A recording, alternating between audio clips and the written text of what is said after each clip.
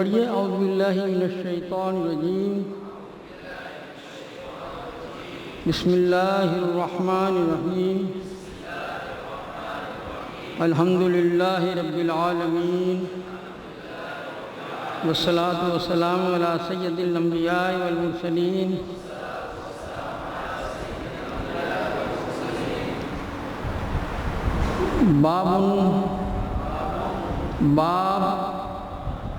بابو کیف کان بدء الوحی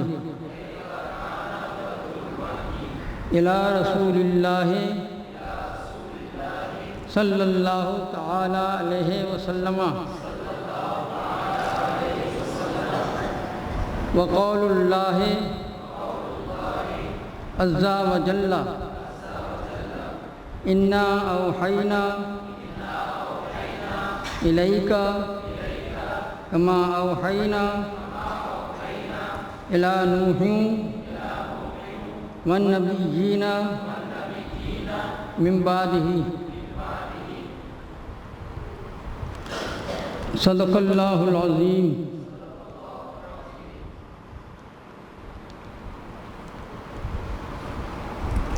امام بخاری علیہ رحمہ کے حالات آپ نے سنے۔ امام بخاری علیہ رحمہ کو یہ اعزاز کیسے حاصل ہوا؟ والدین کا بھی بہت بڑا دخل ہوتا ہے۔ ان کے والد جن کا نام اسماعیل تھا، وہ بڑے تاجر تھے اور جب دنیا سے انتقال کر کے گئے تو انہوں نے اپنے دوستوں کو، اہلیہ کو یہ بتایا کہ میرے پاس یہ جو کچھ چھوڑ کے جا رہا ہوں اس میں کوئی ایک پیسہ بھی نہ حرام کا ہے نہ مشتبہ ہے، یعنی سب حلال کی کمائی تھی۔ امام بخاری علیہ رحمہ کے والد ماجد نے جو بھی سرمایہ چھوڑا تو امام بخاری کے والدہ نے اپنے بیٹے پر خرچ کی، اور ان کی والدہ ماجدہ بھی ایک اللہ کی مقرب بندی اور ولیہ تھی۔ ان کی ظاہر ہے کہ جو مقرب بندہ ہوتا ہے، چاہے مرد ہو یا عورت ہو، تو اللہ تعالیٰ ان کی دعا کو رد نہیں کرتا، ورنہ آنکھیں جانے کے بعد اس کا آنا بڑا مشکل ہے۔ آج اتنی دنیا ترقی کر گئی ہے، میرے خیال میں کوئی بھی اتنے بڑے ڈاکٹر سب جمع ہو جائیں کہ ایک نابینا ہو گیا ہو اور پھر جو ہے واپس اس کی بینائی آ گئی، لیکن ان کی والدہ ماجدہ کی جو دعا تھی تو اللہ تعالیٰ نے قبول کر لی اور حضرت ابراہیم علیہ السلام کو بھیجا کہ آپ جائیں ان کو بشارت دے دیں کہ تمہاری بیٹے کی جو ہے آنکھیں نہیں، دل کی آنکھیں بھی کھول دی ہیں۔ وہ آنکھیں جو ہے ظاہری آنکھیں تو کھول ہی دی ہیں کہ وہ چاندنی میں پڑتے تھے، لیکن دل کی آنکھیں بھی کھول دی ہیں، اور جب جس کی آنکھیں دل کی آنکھیں کھل جائیں پھر ان کے لیے جو ہے کوئی مشکل نہیں ہوتی۔ یہی وجہ ہے کہ ایک ایک نشست میں جتنی حدیثیں آپ نے سنا کہ 100 حدیثیں امام بخاری کا امتحان لیا گیا اور 100 حدیثوں کا انتخاب کیا گیا ہے۔ ان کی سند بدل دی، متن ادھر سے ادھر کر دیا، سند ادھر سے ادھر کر دی، لیکن امام بخاری نے ان سب کو صحیح کر کے سنا دیا۔ تو یہ ان کی والدہ کی دعا تھی جو اللہ نے آپ کو اتنا اعزاز دیا۔ امام بخاری علیہ رحمہ کو احادیث مبارکہ تقریباً 6 لاکھ حدیثیں یاد تھیں۔ ان 6 لاکھ میں سے 1 لاکھ حدیث کا انتخاب کیا، اور 1 لاکھ میں سے پھر یہ جو بخاری شریف جو ہے ان میں 9082 احادیث مبارکہ جمع فرمائی، 9082 حدیث۔ اور یہ جمع فرمانے کے بعد اس کی تعداد جو ہے جو گنی گئی ہے، شارحین نے گنی ہے، تو ان میں سب سے زیادہ تعداد جو ہے یہ ہے۔ بعضوں نے کم بتائی ہے، لیکن زیادہ تعداد جو میں نے آپ کو بتا دی۔ تو اس میں تمام مقررات کے ساتھ جو ہے یہ 9082 حدیثیں ہیں۔ یہ جمع فرمانے کے بعد امام بخاری نے اس کا نام رکھا الجامع الصحیح المسند المختصر من امور رسول اللہ صلی اللہ تعالیٰ علیہ وسلم وسننہ و ایامہ۔ یہ اس کا پورا نام جو ہے انہوں نے رکھا ہے۔ تو جامع نام اس لیے رکھا ہے کہ جامع محدثین کرام حدیث کی جو کتاب جامع اس کو کہتے ہیں کہ جس میں تمام احکام کے مطابق احادیثیں جمع کی گئی ہوں، یا یہ سمجھیں کہ 8 عنوان کے تحت جس میں جو احادیثیں جمع کی گئی ہوں تو وہ ہے جامع۔ تو اس میں 8 عنوان کون کون سے ہیں؟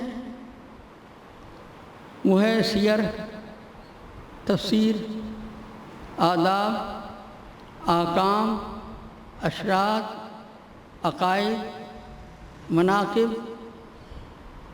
اور فتن۔ 9 ہو گئے، 8 ہو گئے۔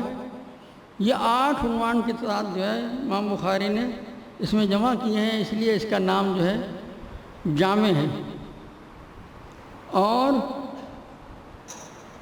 سنن، محدثین کی اصطلاح میں سنن کس کو کہتے ہیں؟ جس میں احکام کے مطابق جو ہے یعنی احادیثیں لائی جائیں، اور مسند جس میں ترتیب صحابہ کے حساب سے حدیثیں لائی جائیں۔ بہرحال امام بخاری نے اپنی اس کتاب کا نام رکھا الجامع اور الصحیح۔ تو یہ کتاب آپ کو بتایا میں نے کہ اس میں 9082 احادیث مبارکہ ہیں، جس میں جو ہے مقرر بھی ہیں، تعلیقات بھی ہیں، مرسل بھی ہیں، سب کچھ شامل ہیں۔ تو اس کا نام رکھا ہے صحیح، الجامع اور الصحیح ہو۔ اور حدیث صحیح کس کو کہتے ہیں؟ حدیث صحیح وہ ہے کہ جس کا راوی تام ضبط ہو، عادل ہو، غیر معلل ہو، اور دوسری تمام جو بھی راوی کے اندر جتنی اعلیٰ صفات ہیں اس کے اندر جو پائی جائیں تو وہ حدیث جو ہے صحیح ہے۔ اب اعتراض یہ ہوتا ہے کہ اس میں تو بہت ساری ایسی ہیں جن پہ اعتراض ہے، تو اس کا جواب یہ ہے کہ انہوں نے صحیح احادیث جو جمع کی ہیں ان کا جس چیز کا اہتمام کیا ہے وہ صرف مرفوع حدیث۔ تو اس بخاری کے اندر جو مرفوع حدیثیں ہیں ان کی تعداد جو ہے 2623 ہے، 2623۔ تو یہ 2623 جو ہیں یہ احادیث مرفوع ہیں، تو ان پر کوئی اعتراض نہیں ہے، ٹھیک ہے نا؟ کہ وہ اچھا باقی جو تعلیقات یا اور کچھ جس میں اقوال دوسروں کے ہیں تو ان پہ اگر کوئی اعتراض ہوتا ہو تو وہ ان کے خارج ہے، کیونکہ وہ امام بخاری نے اس کا قصد نہیں کیا تھا، صرف جو ہے احادیث مرفوعہ۔ حدیث مرفوع آپ کو معلوم ہے کہ جس کی سند نبی پاک صلی اللہ تعالیٰ علیہ وسلم کے ساتھ پہنچتی ہو، تو حدیث مرفوعہ کے اعتبار کے پھر الجامع الصحیح المسند، مسند مرسل جس کے اندر سند ذکر کی جائے تو وہ مسند ہے، اور سند کہیں چھوڑ دی جائے یا آخر سے چھوڑ دی جائے تو وہ مرسل ہے۔ تو وہ جتنی حدیثیں ہیں وہ سب مسند ہیں۔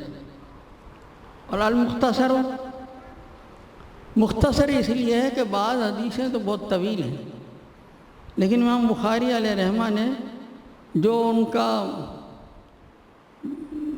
عنوان تھا اس کے حساب سے اس کے مطابق لے کر آئے ہیں۔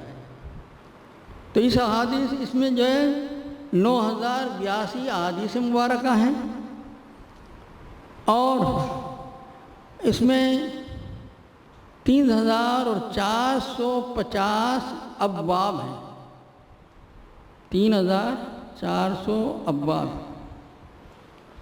اور 100 یا کچھ کم و بیش اس کے اندر کتاب ہے۔ کتاب سے مراد یہ جو آپ کے سامنے رکھی ہے وہ کتاب نہیں ہے۔ یہ جو مصنفین جو ہوتے ہیں خاص کر فقہ کے احادیث کے، اچھا وہ چند مختلف انواع سے جو مسائل جمع کر دیں تو اس کے جو ہے اس کو کہتے ہیں کتاب، اس کے عنوان پر لکھتے ہیں کتاب، جیسے کتاب الصلاۃ۔ اب کتاب الصلاۃ کے اندر جو ہے اچھا نماز ادا بھی ہے، قضا بھی ہے، اور پورا بیان سارے اس کے اندر ہیں۔ پھر اس میں خاص کوئی ایک عنوان ذکر کرنا ہے تو پھر باب کا ذکر کر دیتے ہیں۔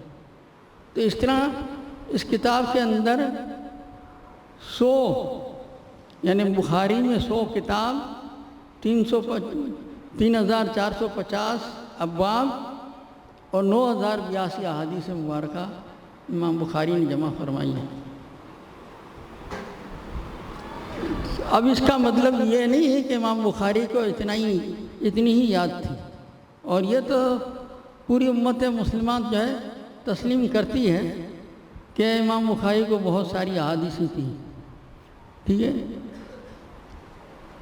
اور امام اعظم علیہ رحمہ پہ بہت سارے لوگ اعتراض کرتے ہیں کہ امام اعظم کو صرف 17 حدیثیں یاد تھیں۔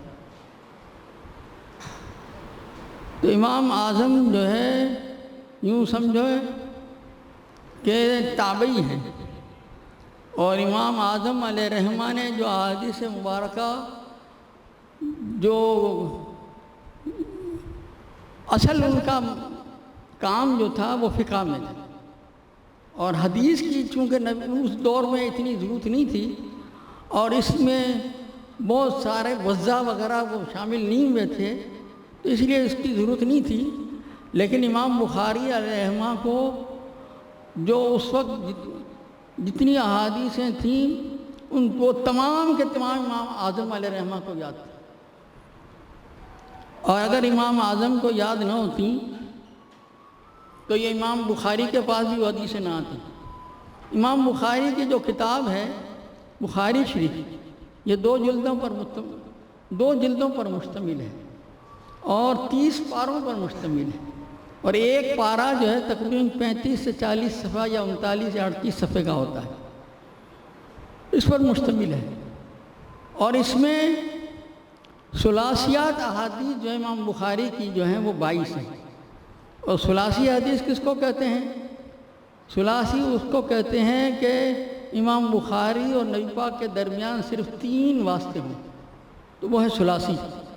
لیکن امام اعظم علیہ رحمہ کی بعض ایسی بھی حدیث ہیں کہ جس میں صرف 2 ہی واسطے ہیں۔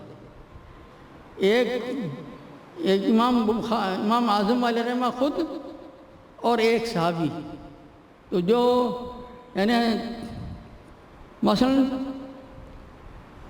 عن ابی یوسف عن ابی حنیفہ عن ابی اوفا عن النبی صلی اللہ تعالی علیہ وسلم قال الدال علی الخیر کفاعلہ او کما قال۔ تو اب اس میں جو ہے صرف ایک واسطہ ہے، تو بعض ایسے بھی ہیں جس میں 1 یا 2 واسطے اور کچھ زیادہ بھی ہیں، لیکن امام بخاری کی جو کتاب ہے اس میں کم سے کم جو ہے 3 واسطے والی احادیثیں جو ہیں 22 ہیں، اور باقی جو ہیں وہ 4 5 6 اتنے واسطے ہیں۔ اور امام بخاری علیہ رحمہ کے پاس جن کو فخر ہے وہ 22 ثلاثیات ہیں، تو اس 22 ثلاثیات میں سے جو ہے 6 مقرر ہیں۔ اب 6 نکال دیں تو باقی بچتی ہیں 16، اور 16 میں سے جو ہے 11 وہ حدیثیں ہیں جو امام اعظم علیہ رحمہ کے شاگرد کے ذریعے امام بخاری کو حدیث ملی۔ تو اگر امام اعظم علیہ رحمہ کو یاد نہ ہوتی تو یہ کہاں سے آتی؟ تو ان کی جو کتاب ہی نہیں بنتی۔ بہرحال چونکہ امام اعظم علیہ رحمہ کا مقصد جو تھا وہ لوگوں کی رہنمائی کے لیے قرآن و حدیث سے وہ مسائل کہ ان کے اوپر وہ چل سکیں۔ امام اعظم علیہ رحمہ کا مرتبہ جو ہے اللہ تعالیٰ نے اتنا بڑا مرتبہ دیا ہے کہ ایک حدیث میں ہے کہ نبی پاک نے فرمایا کہ اگر یہود و نصارہ میں امام اعظم جیسے شخص ہوتے تو وہ گمراہ نہ ہوتے۔ اتنا بڑا امام اعظم علیہ رحمہ کا مرتبہ ہے۔ تو امام اعظم علیہ رحمہ جو ہے انہوں نے فقہ میں بہت کام کیا ہے۔ بہرحال امام بخاری علیہ رحمہ نے اپنی اس کتاب کو جو الجامع الصحیح جو نام آپ کو بتایا ہے اور اس کو لکھا ہے، اور جو ہے بسم اللہ الرحمن الرحیم سے آپ نے اس کا آغاز فرمایا ہے۔ وہ اس لیے فرمایا کہ نبی پاک نے فرمایا کل امر ذی بال لم یبدأ بسم اللہ فہو اقطع و اجم۔ اس اعتبار سے آپ نے اس سے، لیکن اب اعتراض ہوتا ہے کہ حمد کے بارے میں تو ایسا ہی ہے۔ تو اس کا جواب یہ دیا گیا کہ اس میں جو راوی جو ہیں جس میں کچھ اعتراض ہے، جس کی وجہ سے آپ نے اس پر عمل نہیں کیا، لیکن اس کے بھی جوابات دیے گئے ہیں کہ جب دوسرے طرق سے ثابت ہو گیا کہ وہ بھی حدیث صحیح ہے تو آپ کو ان سے شروع کرنا چاہیے تھا۔ لیکن امام بخاری علیہ رحمہ کا مقصد جو تھا وہ حدیث مبارکہ تھا، اس لیے جلد سے جلد بسم اللہ کے بعد جو ہے جو مقصد ہے اس کی طرف بڑھنا تھا، اس لیے آپ نے صرف بسم اللہ کہی۔ ایک جواب یہ ہے کہ چاہے کل امر ذی بال لم یبدأ بسم اللہ یا کل امر ذی بال لم یبدأ بحمد اللہ، ان تمام سے مقصد یہ ہے کہ اللہ کا ذکر ہے۔ تو اللہ کا ذکر اس کے اندر بسم اللہ میں ہے، تو اس میں حمد بھی آ گئی اور تسمیہ بھی آ گیا ہے، اس لیے انہوں نے اس کو ذکر نہیں کیا۔ اور چونکہ پہلے انہوں نے ان کا نام پہلے ہی بتا دیا کہ مختصر ہے، تو ظاہر ہے کہ مختصر کیسے ہوگی، تو وہ کم سے کم جو ہے ذکر کریں گے جب مختصر ہوگی۔ اس کے بعد امام بخاری نے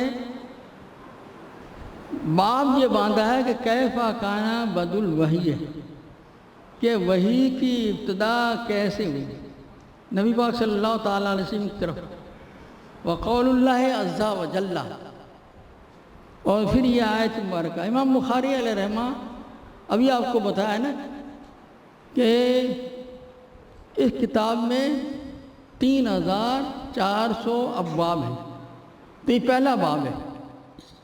تو یہ باب جو ہے کیف کان بدء الوحی ہے، اس سے ہی انہوں نے آغاز فرمایا، اور یعنی وحی کا آغاز کیسے ہوا۔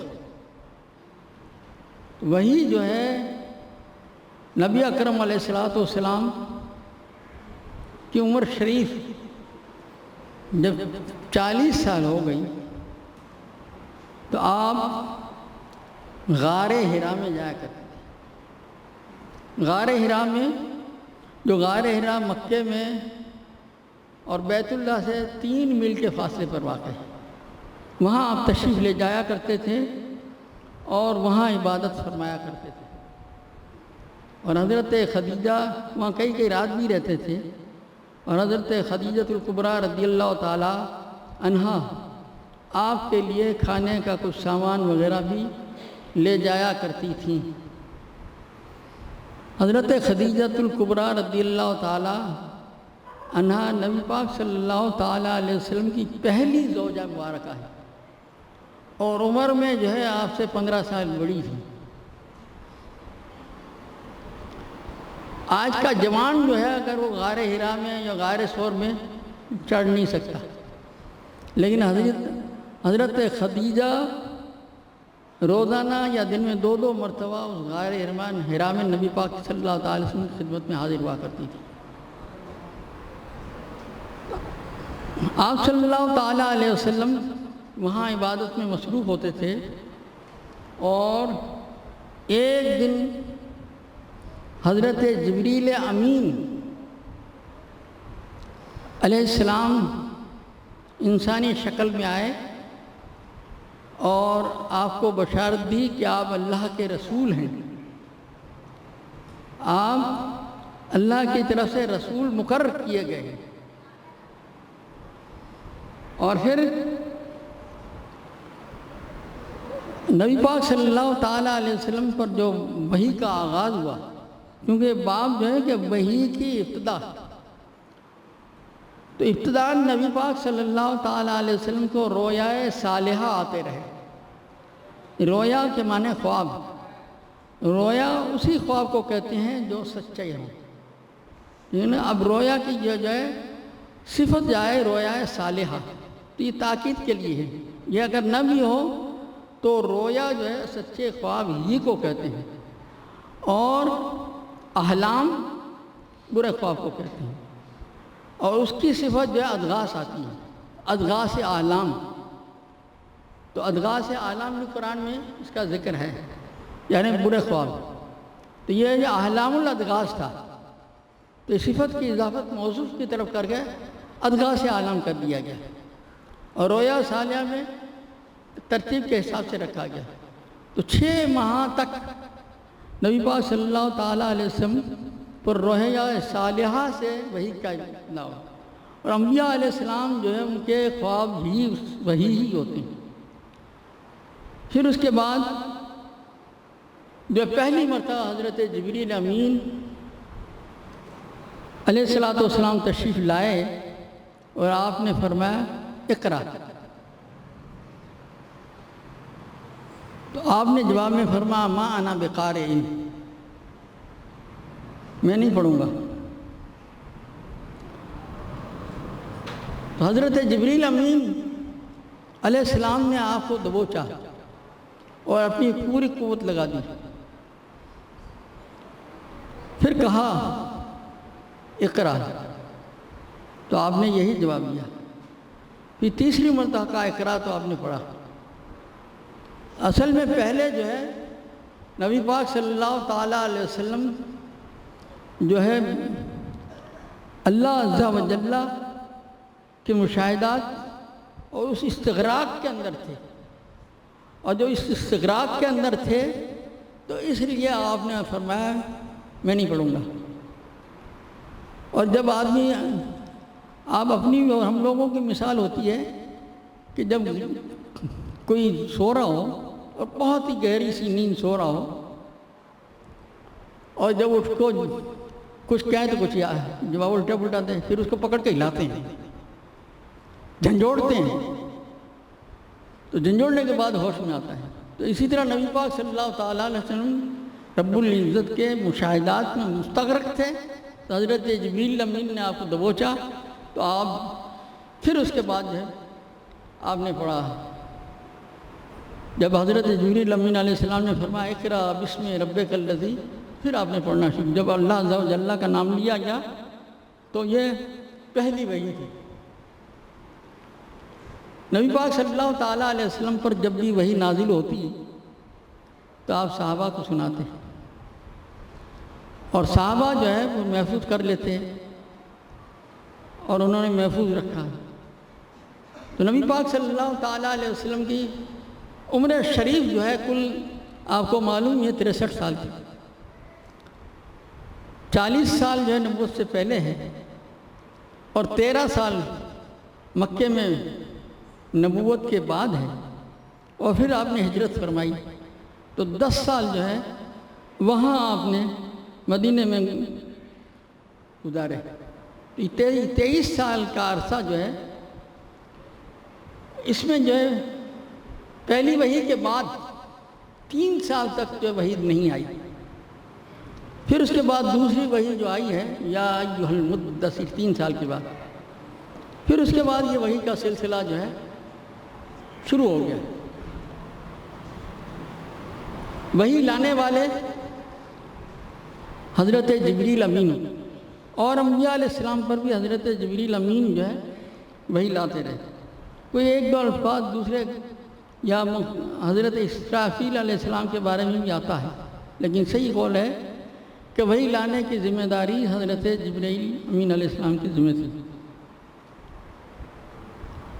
تو پھر یہ وحی کا جو ہے سلسلہ شروع ہو گیا، پہلے ایک مرتبہ آئی، پھر 3 سال رکی رہی، پھر سلسلہ شروع ہوا۔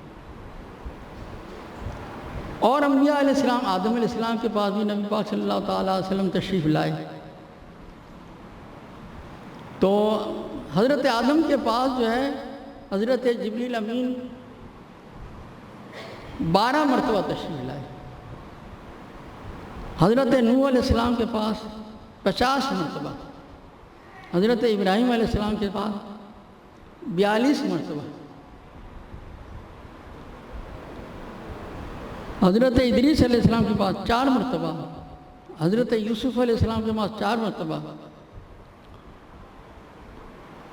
اور موسیٰ علیہ السلام کے پاس بھی 42-44 مرتبہ کے پاس آئے۔ بہرحال حضرت جبریل امین علیہ السلام جو ہے جہاں بھی ہو، جن کو کتاب دی گئی یا نہیں دی گئی، آپ ان کے پاس تشریف لاتے رہے، لیکن ان کے پاس تشریف لانے کے لیے خاص وقت، خاص چیز مقرر ہوتی تھی۔ جیسے موسیٰ علیہ السلام کو تورات دی گئی تو آپ کو کوہ طور پر بلایا، 40 روزے رکھے، پھر اس کے بعد دی گئی۔ لیکن نبی علیہ السلام کے پاس جو سلسلہ شروع ہوا تو 20 سال کی مدت میں 24,000 مرتبہ تشریف لائے، اور پھر کوئی یہ لحاظ نہیں ہو رہا تھا کہ کہیں خاص محفل میں، بلکہ جہاں بھی ضرورت پڑتی وہ آ جاتی۔ مینا میں ہیں تو آپ ضرورت، کبھی آرام کر رہے ہیں اپنی اہلیہ صاحبہ کے ساتھ، وہاں وہی آ گئی، تو مینا میں لوگوں نے سوال شروع کیے کہ حلق تو میں نے بال پہلے کٹا لیے قبل الذبح، تو نبی پاک نے فرمایا لا حرج۔ کسی نے اور سوال کیا اسی طرح، تو آپ نے فرمایا لا حرج لا حرج۔ تو یہ نبی اکرم علیہ السلام یعنی کوئی وقت کی، جگہ کی پابندی نہیں تھی، حضرت جبریل امین تشریف لاتے رہے۔ تو یہ پھر نبی اکرم علیہ السلام پر وحی جو ہے 2 طرح کی آتی تھی، ایک وحی جلی جس کو قرآن کہتے ہیں، اور ایک ہے وحی خفی جس کو حدیث کہتے ہیں۔ تو یہ دونوں جو ہے وہ نبی پاک صلی اللہ تعالیٰ علیہ وسلم پر اللہ ہی کی طرف سے آتی تھی، ٹھیک ہے نا؟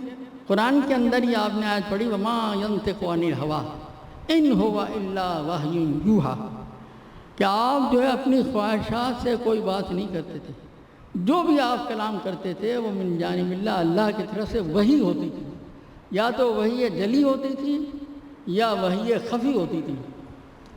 تو وحی جلی یعنی قرآن پاک، تو وحی قرآن پاک کو وحی جلی کیوں کہتے ہیں؟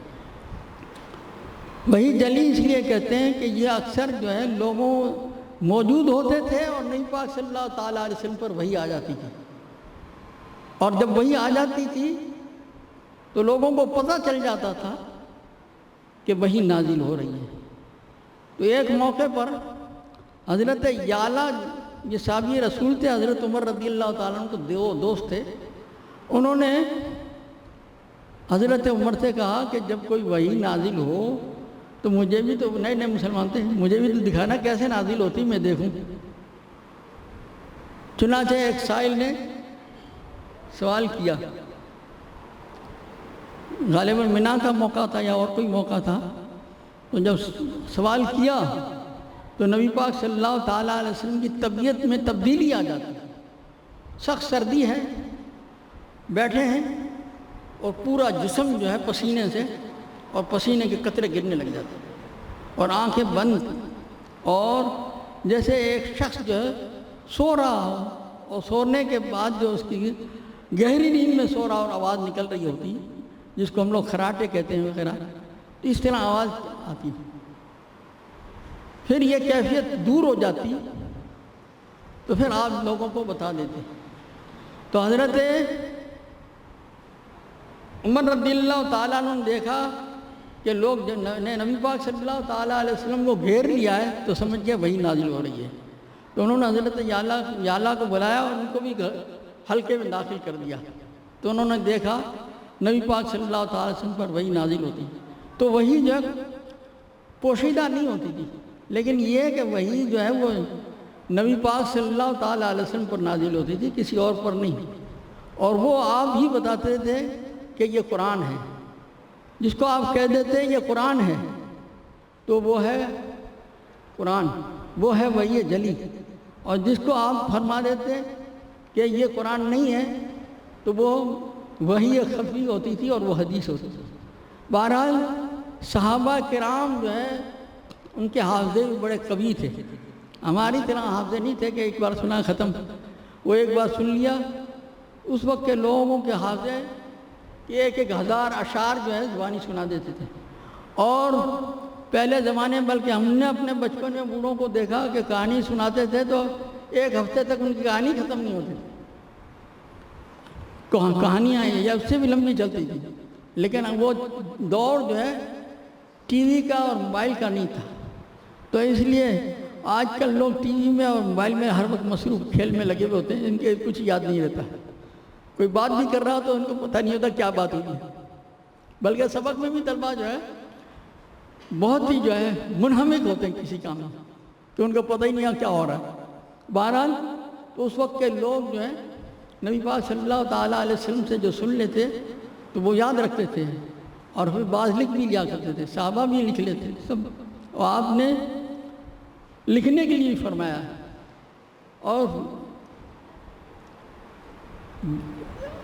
یہ فرمایا کہ جب وحی نازل ہو رہی ہو تو جس کو میں کہوں کہ یہ قرآن ہے تو اس کو قرآن کے ساتھ لکھوں۔ تو اس طرح جو ہے یہ وحی کا آغاز شروع ہوا، اور پھر اس کے بعد صحابہ کرام نے ان کو محفوظ کیا، صحابہ کرام سے تابعین نے، تابعین سے طبع تابعین نے، طبع تابعین سے محدثین نے یہ سلسلہ شروع کیا اور یہ ہم تک پہنچی ہے۔ تو امام بخاری یہی بتانا چاہتے ہیں کہ وحی کی ابتدا کیسے ہوئی، وہ اس طرح ہوئی۔ اب یہاں جو ہے باب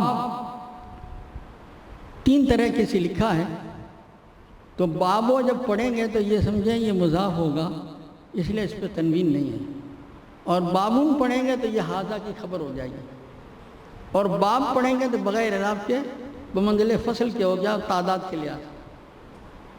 پھر آگے بد الوحی، لفظ بدن، بدن اور ایک ہے بدون، تو بدن کے معنی شروع اور بدون کے معنی ظہور، تو اگر اس کو آپ بدن کہیں یا بدون کہیں تو دونوں معنی صحیح ہیں کہ وحی کا جو ہے ابتدا کیسے ہوئی یا ظہور کیسے ہوا۔ وحی لفیف مفروق ہے، وقع یقی کی طرح، اور یہ مجرد سے بھی استعمال ہوتا ہے اور مزید سے بھی استعمال ہوتا ہے، زیادہ تر جو مزید سے استعمال ہوتا ہے، اور اوحا یوہی، یعنی یہاں بھی جو ہے آیت مبارک میں اوحینا باب افعال سے استعمال ہوا ہے، تو دونوں سے استعمال ہوتا ہے کہ وحی کی ابتدا نبی پاک صلی اللہ تعالیٰ علیہ وسلم کی طرف، اور وحی کیا ہے؟ وحی جو ہے وہ اللہ کا، ایک تو کئی معنی میں آتے ہیں، الہام کے معنی میں، اشارے کے معنی میں، لکھنے کے معنی میں آتے ہیں۔ اچھا، لیکن وہی جو ہے وہ اللہ کا کلام ہے جو حضرت جبریل امین علیہ السلام انبیاء علیہ السلام کی طرف لاتے رہے، وہ ہے وحی۔ بدء الوحی الی رسول اللہ صلی اللہ تعالیٰ علیہ وسلم، کہ نبی پاک کی طرف۔ اور تو امام بخاری علیہ رحمہ جو یہ کسی بھی جو ہے حدیث شروع کرنے سے پہلے وہ ترجمۃ الباب لکھتے ہیں، ٹھیک ہے نا، حدیث سے پہلے، حدثنا سے پہلے جو شروع ہے وہ ترجمۃ الباب ہے۔ تو یہ حدیث جو شروع ہو رہی ہے حدثنا الحمیدی جو، اور اس سے پہلے یہ سب کے سب جو ہے ترجمۃ الباب ہے۔ تو ترجمۃ الباب میں امام بخاری علیہ رحمہ ان کا طریقہ یہ تھا کہ کبھی اپنی طرف سے کچھ جو ہے وہ بناتے اور کبھی کوئی حدیث اس کے ساتھ شامل کرتے، اس کو عنوان بناتے، اور کبھی آیت کو۔ تو یہاں جو ہے آیت کو بھی پہلے تو انہوں نے کہا بدء الوحی ہے، یہ ترجمۃ الباب ہے، اور دوسرا حصہ جو ہے یہ آیت مبارکہ کہ انا اوحینا الیک، یعنی وحی کے نزول کا سلسلہ، ٹھیک ہے نا، نبی پاک علیہ السلام کی طرف تو وحی آئی اور 23 سال تک آتی رہی یا 20 سال تک آتی رہی، لیکن اس سے پہلے اور انبیاء علیہ السلام پر بھی آتی۔ تو یہ ہمارا طریقہ، یعنی اللہ عز و جل نے فرمایا کہ یہ پیغام خاص جو ہے یہ بھیجنے کا طریقہ ہمارا صرف آپ کے ساتھ مختص نہیں ہے۔ انا اوحینا الیک، ہم نے آپ کی طرف بھی وحی کی ہے، کما اوحینا الی نوح، جیسے کہ ہم نے نوح علیہ السلام کی طرف، اور اس کے علاوہ دوسرے انبیاء علیہ السلام کی طرف بھی جو ہے وحی کی، الی نوح والنبیین من بعدہ۔ تو نوح علیہ السلام کا ذکر فرمایا، تو خاص کر اس کا ذکر یہاں اس لیے فرمایا ہے کہ آدم علیہ السلام کے بعد نوح علیہ السلام سے پہلے بت پرستی شروع ہو چکی تھی، اور بت پرستی کو ختم کرنے کے لیے اللہ تعالیٰ نے حضرت نوح علیہ السلام کو بھیجا۔ حضرت نوح علیہ السلام کا نام جو ہے وہ عبد الغفار ہے، اور ان کو نوح کہتے ہیں۔ نوح کیوں کہتے ہیں؟ یہ نوح جو ہے نوحہ سے بنا ہے، نوحہ کے معنی رونا ہے، ٹھیک ہے نا۔ کوئی ہمارا عزیز و اقارب مر جائے تو جو ہے خرافات کے ساتھ رونا، نوحہ جو ہے منع ہے، نوحہ رونا۔ بعض لوگ جو ہے عام طور پہ عورتیں ہوتی ہیں نا کہ فلاں مر گیا، تو ہمارا پہاڑ تھا، تو پورے محلے کا کفیل تھا، یہ تھا یہ تھا، یہ نوحہ جو ہے حرام منع ہے۔ تو حضرت نوح علیہ السلام کو نوح اس لیے کہتے ہیں کہ وہ کثرت سے رویا کرتے تھے، یعنی اللہ کے نبی، ان کو تو یقینی ہوتا ہے کہ وہ جنتی ہیں، لیکن اللہ کے نبی جو ہے پھر بھی جو ہے خشیت سے رویا کرتے تھے، یا اس لیے کہ وہ جو ذمہ داری ان کے ذمہ سونپی گئی ہے تو اس میں ان کو جو کامیابی حاصل نہیں ہو رہی تھی، اسی لیے رویا کرتے تھے۔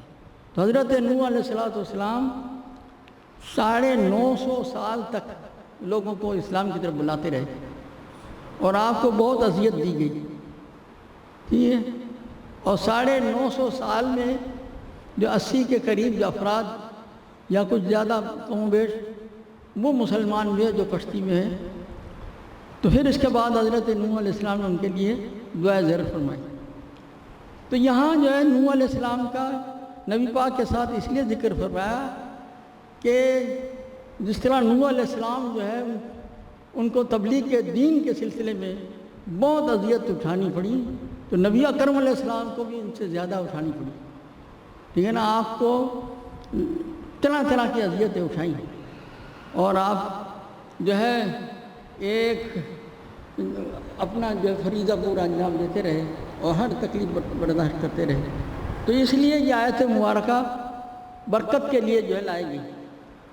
پھر اس کے بعد یہ جو ہے یہاں تک مجھے کہا گیا تھا، اور اس سے بعد جو ہے آپ نے سارا تو پڑھ ہی لیا ہے، حدثنا الحمیدی ہو. تو یہ احادیث مبارکہ جو ہے احادیث جمع حدیث کی، حدیث کے معنی بات چیت، اور اصطلاح میں خاص کر نبی پاک صلی اللہ تعالیٰ علیہ وسلم کی حدیث مبارکہ کو کہتے ہیں. ٹھیک ہے نا؟ اچھا، تو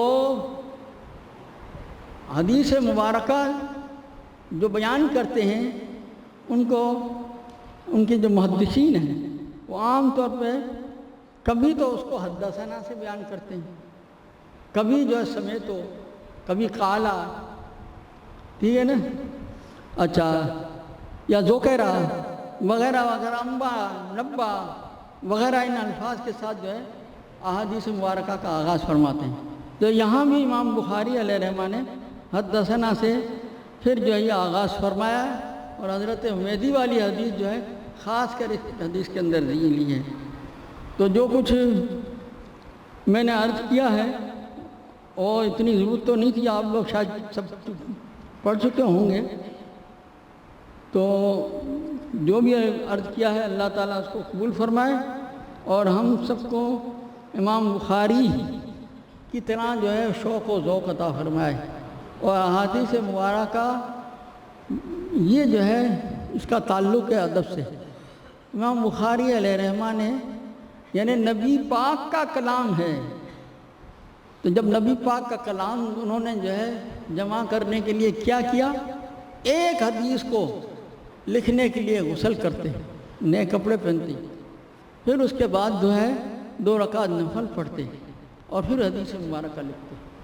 اتنا ادب کیا، اور 16 سال کی مدت میں یہ کتاب جو ہے لکھی گئی ہے. 16 سال کی مدت میں. ٹھیک ہے نا؟ مہینہ 2 مہینہ نہیں، 16 سال. لیکن ہم لوگ جو ہے اس کو، تو ہم لوگ تو بہت آگے ہو چکے، ہم لوگ 10 مہینے میں 8 مہینے میں پڑھ لیتے ہیں. ٹھیک ہے نا؟ لیکن امام بخاری علیہ رحمہ کا وہ جمع کرنا اور لکھنا یہ اور تھا. ہم تو صرف اس پہ جو ہے یوں سمجھو نظریں گھماتے ہیں. ٹھیک ہے نا؟ نظریں ہی گھماتے ہیں اور کچھ نہیں کرتے. تو اللہ تعالیٰ ہمیں امام بخاری کے نقش قدم پر چلنے کی توفیق عطا فرمائے، اور وہ اللہ عز و جل نے ان پر جو انعام و اکرام کیا ہے، اس انعام و اکرام کا جو حصہ ان کے طفیل ہم سب کو بھی عطا کرے. اور جو بھی حدیث مبارکہ پڑھنے والے ہیں ان سب کو اللہ تعالیٰ جو ہے اسی طرح کا ذوق اور شوق اور حدیث کا ادب کرنے کی توفیق عطا فرمائے، اور دل جمی کے ساتھ جو ہے پڑھنے کی توفیق عطا فرمائے، باوضو پڑھنے کی توفیق عطا ہے، اور حدیث کو سمجھنے کی توفیق عطا فرمائے. وآخر دعوانا الحمدللہ.